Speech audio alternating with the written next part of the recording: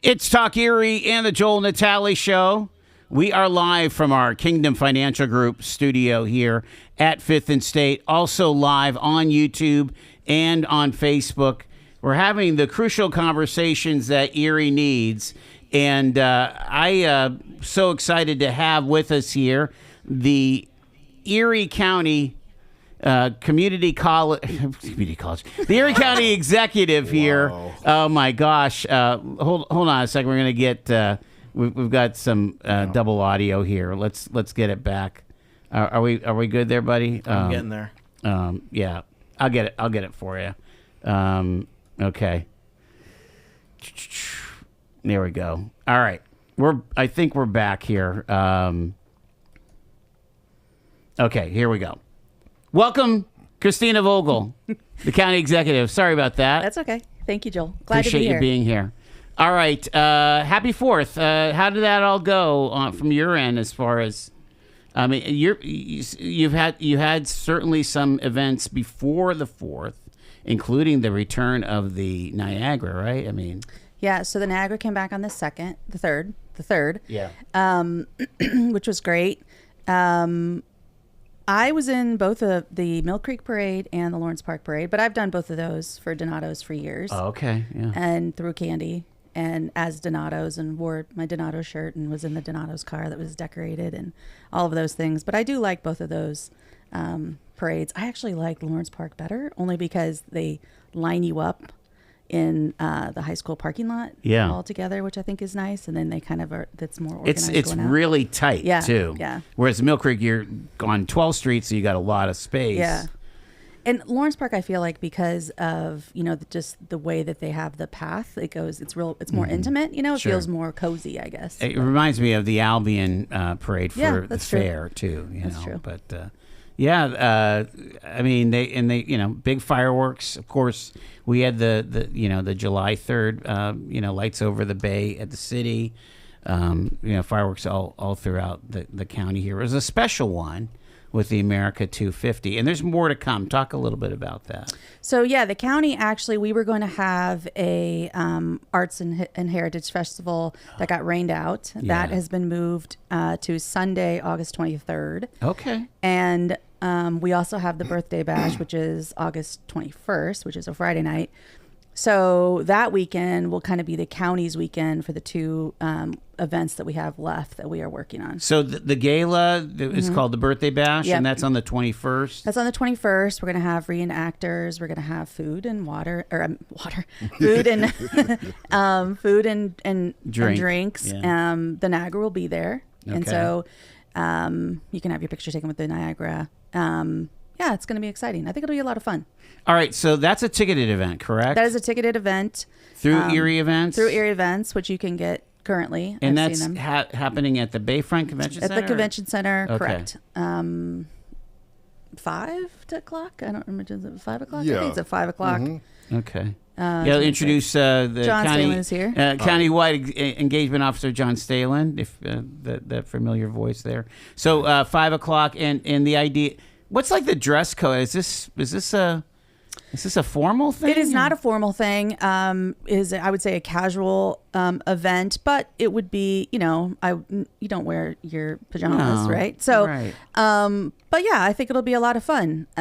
It's going to be. I think people will be pleasantly surprised. Okay, well, so reenactors and I would imagine music, right? Music. We have some historical. I don't want to like educational pieces that are going to be part of it. That Niagara will be there, like I said. We'll have some period food things. We have it kind of broken out into 5 different periods, so 50 years, each 50 years of the history. So yeah, it'll be good. Yeah. You were there on the 3rd when the Niagara came in. Again, all the most of the state reps were there.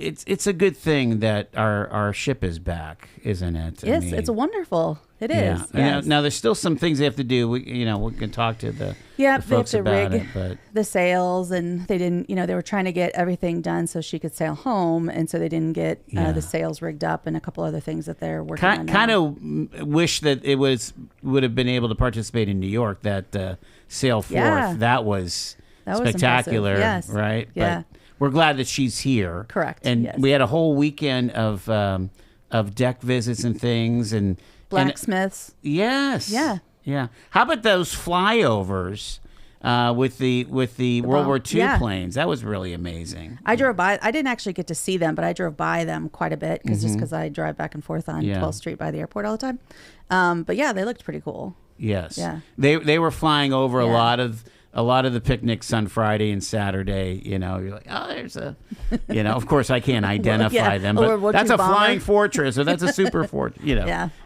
pretty remarkable to kind of engage in that. You know, in all of that history there. The do you? I mean, with the two events that you're sponsoring here, we're putting our best foot forward when it comes to our response to America 250, don't you think? I mean, I think so. Yes. I mean, we had the big concert early on, right, in June, right? And I really actually like how the money has been distributed to a variety of, historical societies, Erie Arts and Culture, the Philharmonic. You know, they have done one concert, but they're doing multiple ones this week throughout the county. And yeah, I think it's been a great way to kind of let each organization shine in the way that they can amplify their own message about America 250. So I think it's gone really well. Terrific here. What is a tip? Okay, this is your first summer at the county, but have some of your department heads told you what the rhythm is in the summer for the county typically? I mean, I don't know. We get 3 months, and so I feel like everybody's at least trying to get a little bit of pulled back and being able to be out in the sunshine, right? Well, I mean, I can tell whenever the county has a day off, you know, because then the parking lots are empty because it's staggered, right? People usually take their vacation around that. So I would say last week was one of my least busy weeks that I've had since I was sworn in. And I think that kind of just lends itself people wanting to enjoy be on vacation, enjoy everything that happened last week. But by and large, I just feel like there's constantly a lot going on all the time. Yeah. Yeah. Well, I mean, another thing that was going on last week was the Pennsylvania Downtown Center was here. Right. I think you at least did a welcome or something there. Did you go to? I did not go to any of their meetings or anything like that. Yeah, but yeah, they were here. We actually, CCAP is coming next summer for their annual. What is CCAP? This County Commissioners Association of Pennsylvania. Okay. So you'll be the host of that. Yes, I will be the host. And we will be inviting all of them from across the Commonwealth next summer. Like, do all 67 counties participate generally in something like that? Maybe no, not Philly, but a lot of them do. Yeah. Okay. Yeah. A lot of them are there. So, and actually, this one is in August. I'm going to the one in August, which is in Scranton area. Okay. Really to steal ideas, to see what all I need to do, what kind of Sure. stuff. What are the options? And I'll get an idea of how many people are actually going to be here. But it should be, 1,500 people. It is remarkable when folks from, and again, we mostly attract state conferences at our convention center, although sometimes there's something that's national. But it's amazing to have people downstate or on the east side of the Commonwealth. They come to Erie. They've never been. They're not like Pittsburghers or people in Mercer that come up all the time. These people have never been, and they come and they're like blown away. Yes. Yeah. Honestly, Erie shines in the summer, right? And so having all of these groups that come in here, we get to kind of showcase everything, all the beautiful pieces of Erie. And it definitely stays. Even we had, there was an organization that was here a couple of months ago that the mayor and I both welcomed to from just high schools, the IU. Okay. Same kind of thing. Loved the water. There was a veterans group from across the state. They came a month or so ago. I did a welcome. Same thing, you know. So yeah, we bring people all across the state here, and it's a wonderful experience for the majority of them. Again, you didn't grow up here, but you probably are getting the people whispering this whole. The Joyce and Judy that now we have Daria and Christina. Is it? Are you starting to hear some of that? I hear that all the time, and I always feel bad for Daria because I'm like 50 pounds heavier than her. So, but people mistake me for Daria all the time, Yeah. and sometimes I've gotten letters that people have talked about how both of us, and that they're rooting for both of us, they're praying for both of us. I think it's lovely. You know? Yes. Yeah. Well, again, it's been a while since we had.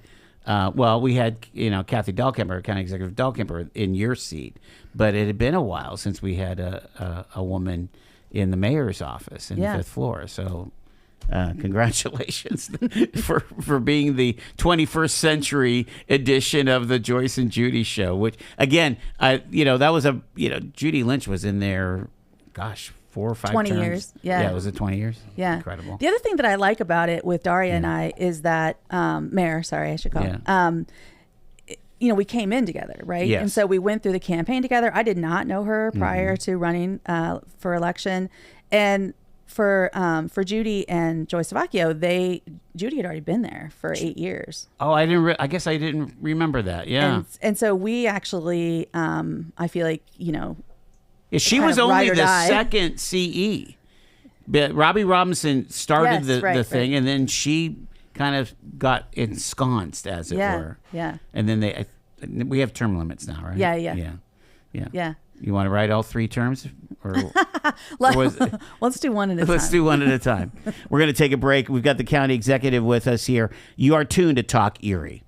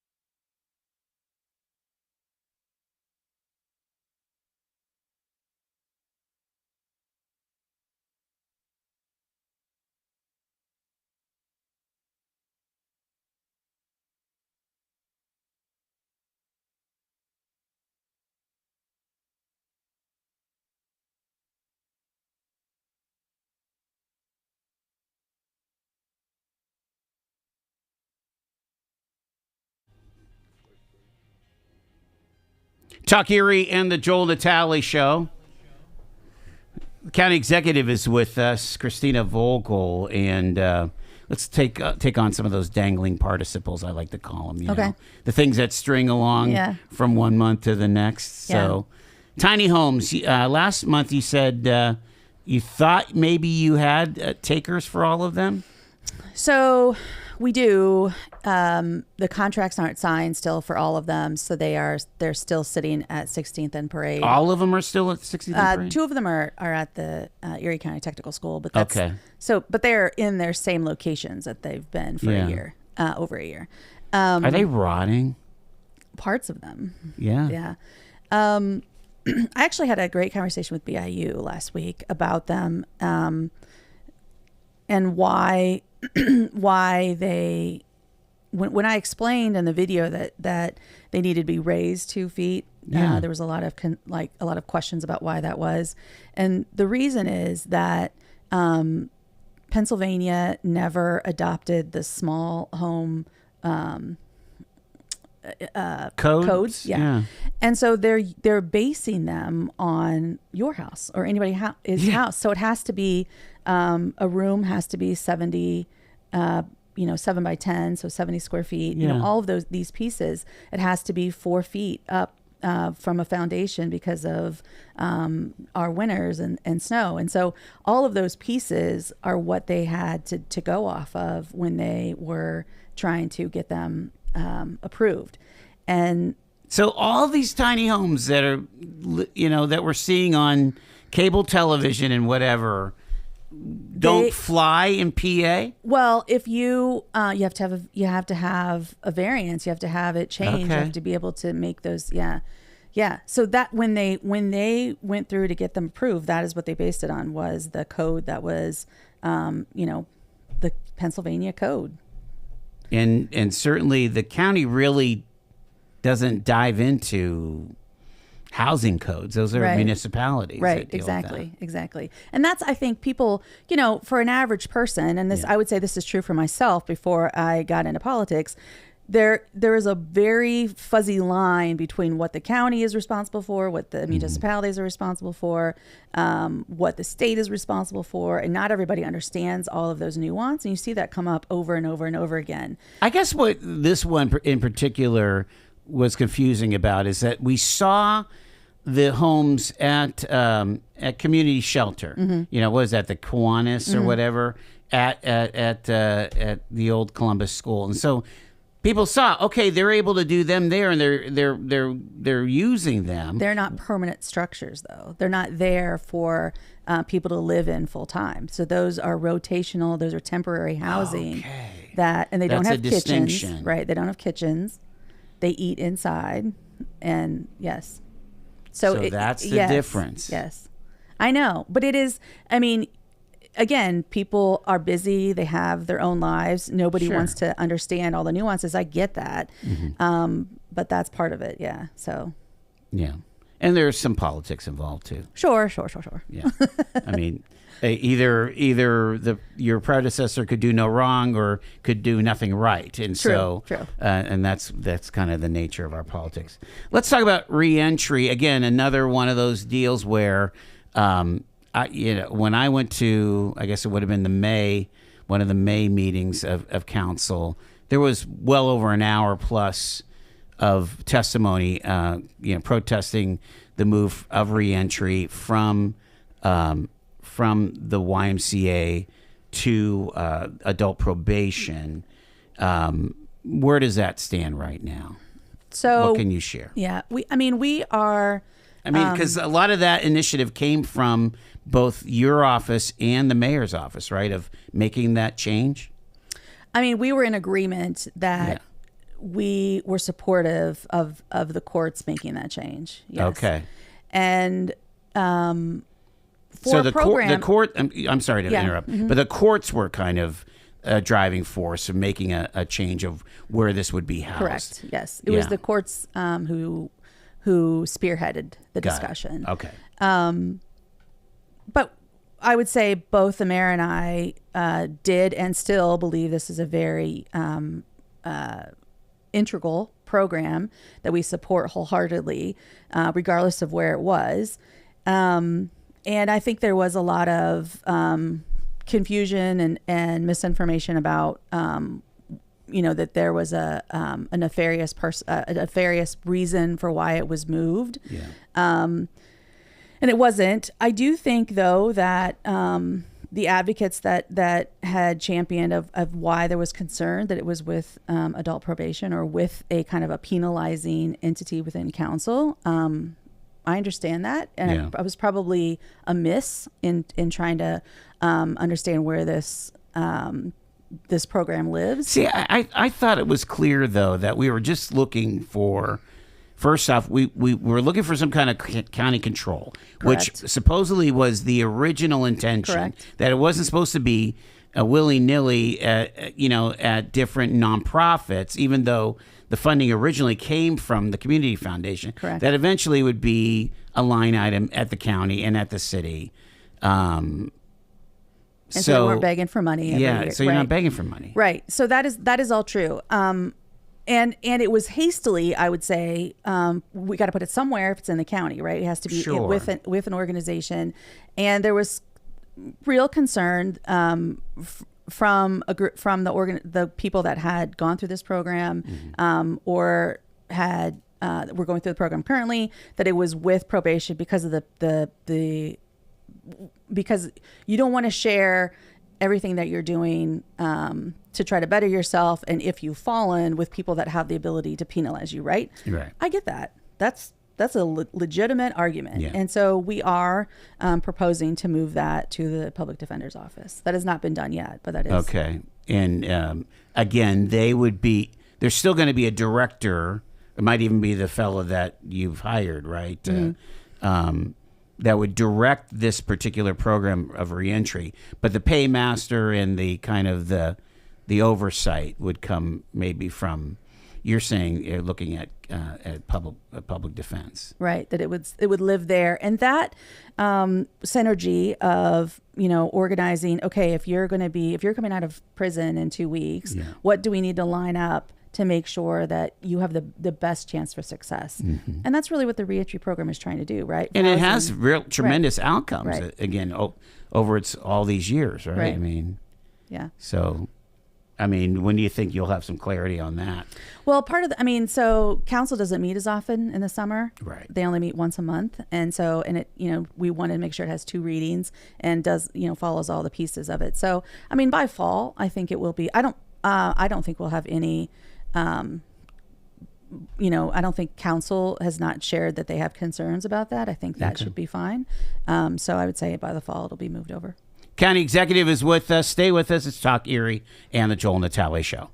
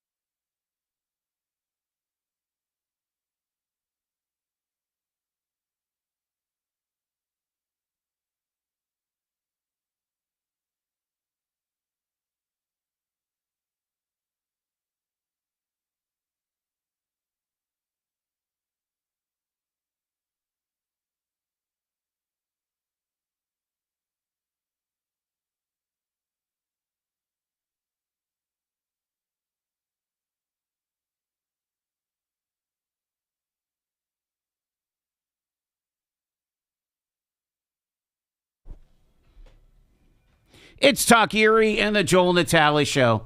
So glad that you're tuned here at 105.9 Talk Erie WZTE. It's our Kingdom Financial Group studio, and our crucial conversation today with the county executive, Christina Vogel for Erie County. And let's just keep going through the list here, County Executive Vogel. And it was last month that we debuted I want to call it the Genesis Project, but that's Star Trek, right?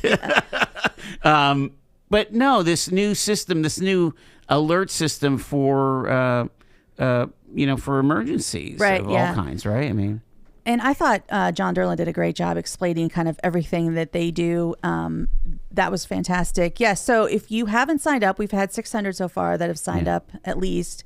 Go to the county's website. There's an alert icon or button or something to go there to sign up. It's ErieCountyPA.gov. And again, it's an SMS text. So it doesn't matter if you have a smartphone or a dumb phone or flip phone, you can get that text. Or you can even get a phone call on like a landline, right? Correct. Yeah, you can also do that. So, and it also has all of the municipalities, so you can sign up. So if something happens in Fairview and you live in Harbor Creek and you don't care what's happening in Fairview, then you don't have to hear anything about if something is in Fairview that you don't want to hear about. So you can sign up just for the areas that you want. And then this will be, you only get the alerts that impact you. It was interesting because I'm signed up obviously for the city of Erie. I live in the city, I work in the city. But when the storms are coming through, like Cambridge Spring, it was like just below the line, but it was clipping the bottom. I don't know. It maybe a little bit of Albion or Edinburgh or whatever. But I didn't get the notice when we were having those big storms last month and so on. So you are able to tailor it the right way, and it's not just for storms. Like it could be power out. Like we had that planned power outage last week right here in downtown. Right.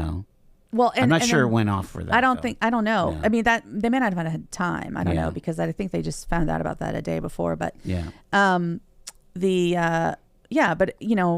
a variety. Anytime that there is a dangerous situation that we would want to let the county be aware of, that's where you could hear about it, is through this SMS directly to your phone. That's the value of it. The also a big announcement last week was that Governor Shapiro's administration, the Department of Ag, is buying up a tonnage of grapes from here in Erie County. Can you kind of give us the story behind all that? So, sure. Refresco is a multinational processor based in the Netherlands, and they are one of 4 or 5 processors of grapes in, Northeast, New York, all of that region. And they notified farmers that they were going to that they canceled all of their contracts, so they weren't going to process any of their grapes. And a friend of mine actually in Northeast had contacted me about it, got me in contact with Nick Mobilia.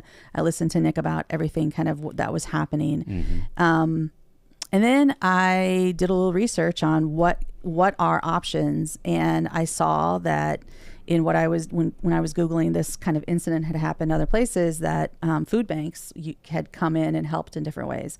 So I talked to Greg Hall, who is the CEO of the Second Harvest Food Bank. And Greg just saved the day, I will say, honestly. So he contacted Feeding PA, he talked to Nick Mobilia, and he just ran with it. And so Feeding PA is, as soon as the Shapiro administration and Secretary Redding approved the purchase order for this $500,000, so the farmers that were 51% affected or more had to sign up on the state's website terminal, and once they got that purchase order, then VDPA is taking it from there. So they're buying, or they're using the money from the state to purchase all of the grape concentrate, and they're going to distribute it. Okay, so it's already been squished. I don't know. I don't know if it's been squished or not, but it's all like the everything's running smoothly now. Yes. Right. So they're going to take all of it. So they have a market for yes, so what they are their gonna, product right. is. Exactly. So there's multiple pieces, right? It's $500,000. Yeah. So and the money is coming from the state, but it is Feeding PA that's going to distribute it throughout the Commonwealth. So now those food banks have this grape concentrate or whatever. I mean, I think it eventually begets grape juice. Okay. Right. And then so they will distribute that. Well, then that's a short-term, one-time fix for this year. And then long-term, actually, Greg Hall is also looking at, there's a smaller, there's group of grape farmers up there that are looking at, okay, so we need a long-term solution. And they have created a pouch, like you see those applesauce pouches. Yeah, sure. And so they have a grape juice pouch that they are creating. And Greg is actually working with them to distribute that throughout, not just Feeding PA, but Feeding Ohio and Feeding America, right? Nice. Throughout the United States, to see if they can have a market for that long term. So that will help longer term. So there's two different things that Greg has been working on. You should have him on. Greg Hall? Yeah. He's been, but it's been a while. It's interesting because it was Second Harvest is built the demand for the Grow Erie project and the what is it, the beets or something, lettuce. The lettuce, yeah. Which actually I was just there last week or a couple weeks ago maybe at Grow Erie, but they were harvesting, so I couldn't go actually in it. But Tina and Jean showed me a picture of the lettuce. It's like photoshopped. It's beautiful. It's perfect. Yeah, and the process that they're using is the high tech ag. Yeah, from it's the impressive. fellows from Canada that have moved in. That is really remarkable. That and it's a little bit sad that we have so much food insecurity that Second Harvest is actually like plugging holes. This is true. Yes. In our food chain, if you will. Mm-hmm. That they have the demand, right? That demand is so high. Mm-hmm. Yeah. You ever think about, again, you're an analytical person. And again, America 250, I'm reflecting on the blessing of living in America, in Pennsylvania, being in Erie. I feel like this is the greatest place to live, but it's not without its challenges and troubles and so on. But it is remarkable the standard of living that we live under, compared to, maybe a foreign country. Yeah, Paris, where they can't get air conditioning, right? I mean, I'm sitting here in my studio, no problem. But meanwhile, we're not, we do have our challenges here in Erie and Erie County as far as our household income, for example, and some of the workforce participation. Some of our stats are not the greatest. Do you look at any of that stuff as an analytical person? I do. How are you feeling about all of it? What's the solution side of maybe moving some of those numbers to the good? Well, I think that there are a variety of ways that we need to make improvements. I firmly believe that we need to increase the minimum wage, and that is, I have been on team increase the minimum wage for many years. Is there any latitude that a county could do that unilaterally as a home rule charter? No, I don't think so. No. Okay. Just wondering. Because they stopped that because Philly was going to do that. Do you remember that? Yeah, I think that's why I'm asking. Yeah. I do think that is still a conversation from when I've talked to the state reps and our state senator about the possibility of increasing the minimum wage. I think that is still part of the budget conversation. I wholeheartedly believe we have to get more money into people's pockets. I think that is part of the problem. Home ownership is part of the problem. If there is a way to get the county to help buy or the land bank to have land that we can then turn over to homeowners, if there's programs that we can do with that, I think that would help. Increasing the the workforce participation rate also will help. I mean, I think there are just, there's no silver bullet. It is small incremental steps that we have to continue to take. But I do think we need to raise the minimum wage. Well, that's interesting. The let me click. I didn't know we were going to talk about that. No, but I appreciate it. Well, and again, I'm still hung up on this whole thing that I got from the Cleveland Fed that showed some of the Erie markets, just wealth factor, kind of like equal to Appalachia. Yes. And it was shocking. And did you get the big printout or? So I actually was at the Cleveland Fed about 6 weeks ago. Oh, you went to Cleveland? Yes, okay. and met with President Hammack. Yeah. And yes, I mean, so Erie County is a depressed region. We know that. The wealth disparity between Erie and Pennsylvania and the nation, it is significantly low. And I mean, no one wants to raise an input cost if you're a business owner, as I am, but also what is happening now is that there are fewer and fewer people that can purchase anything, right? And so if the top 10% of earners are buying 50% of consumption in the United States, which is what is happening, then we are essentially crowding out people to, and our economy is based on consumption. So the majority of people cannot buy any variety of things. And you see that. Everywhere. A car costs the same in Erie as it does in Pittsburgh, as it does in Nashville. Right. I mean, that Toyota Camry or whatever, that car is going to cost the same. But the buying power of the person in Erie is so much less than the average human in Pittsburgh or in Nashville. Now, and this is why during COVID, when we were getting the COVID cash, right, the ARP money or the direct checks and someone, even in the Trump administration, the first one, we were saying this is so much. This is a big deal in Erie because it's a larger percentage of household income. When we give you $1,400 as a taxpayer, it goes much further in Erie because it's a bigger chunk of your income. But those are short-term situations here, while our overall kind of state of poverty is kind of tough. Yes, and you're exactly right. So I mean, I don't know where you were during the beginning of the pandemic, but I had Donato's, right? And so, and I had workers who, first of all, they thought they were going to die. I mean, we forget that people legitimately thought they were going to die, and that you would read things in the paper. 37-year-old, everything's fine, died at Hammett, right? Like it happened, and that was very, very scary.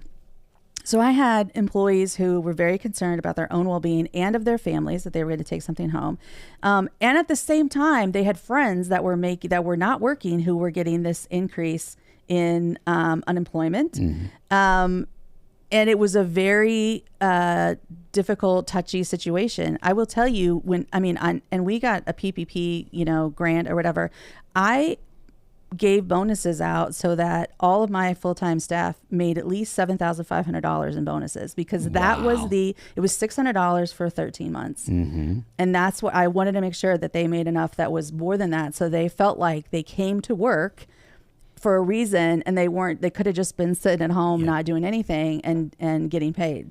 But it was a very interesting, environment, because there was a lot of money that came into the community that I think on one hand gave people an understanding of, well, I could have a different life, and then and now it's like so different because now the costs are so high, and the buying power is so low, that we're in this weird like aftermath of all of that, still trying to get all dried up, and then you've got situations where Medicaid eligibility has been shrinking, right? There's a lot of external factors to Erie that are exasperating our already kind of tough position that we're in. One thing but let's end on a positive note. One thing that is super positive is those that are in industry here that are able to sell to the government, like Erie Forge and their drive shafts for those submarines. That's a big deal. And you and the mayor are both going to a Republican-sponsored summit about defense and innovation. Can you talk about that?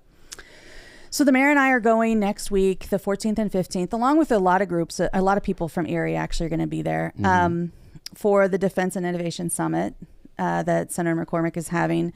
President Trump will be there the second day. Yeah. And we are going to try to sell Erie in the best way possible and explain all of the manufacturing capabilities that we have here. Erie Forge that has $400 million in defense contracts. Parker Lord. Yeah. Wabtec. All these organizations that already exist here that we could increase the capacity. We can help to offset the current state of shipbuilding in the United States and in the Navy, where they are trying to increase capacity, trying to find other ways to create more ships quicker, right? And so how do we, what can Erie offer to fill that void? And that's what we're going there to talk about. And so it's kind of a comprehensive approach. You're talking about parts, you're talking about what Don John already has been doing for decades, some of the new ideas with the Gem City shipbuild. I mean, it's like this all of the above approach, isn't it?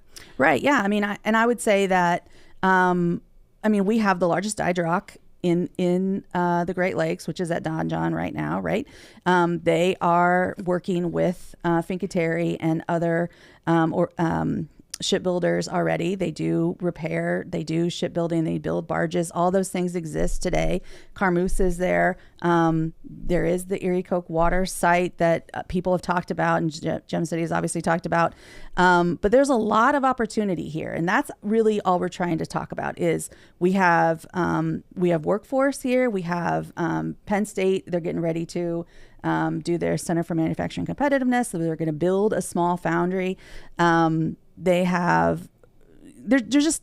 trying to sell all those different pieces. You could come into Erie right now and help alleviate the strain that exists in the Navy and in the national defense world, and we can help. Yeah, we've already got the ability to do it. With major investments, we can build on the capacity, and so you guys are going to be telling the story. It sounds like. Is there going to be like?